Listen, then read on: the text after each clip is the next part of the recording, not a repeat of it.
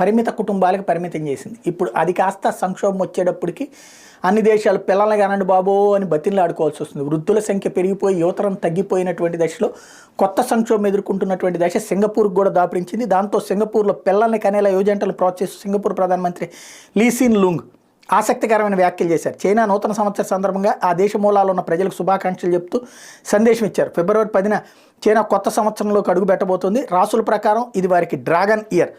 ప్రతి 12 సంవత్సరాలకు ఒకసారి వస్తుంది. చైనా మూలాలు ఉన్న కుటుంబాలు డ్రాగన్ నామ సంవత్సరంలో జన్మించిన పిల్లలకు అదృష్టంగా భావిస్తుంటారు.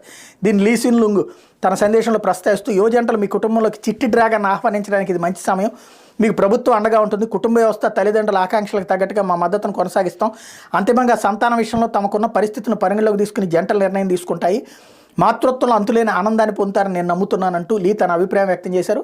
కుటుంబ వ్యవస్థ మన సమాజ నిర్మాణంలో అత్యంత కీలకమైనది. కుటుంబాలు ఎలాంటి పరిస్థితుల్లో అయినా మనకు మద్దతు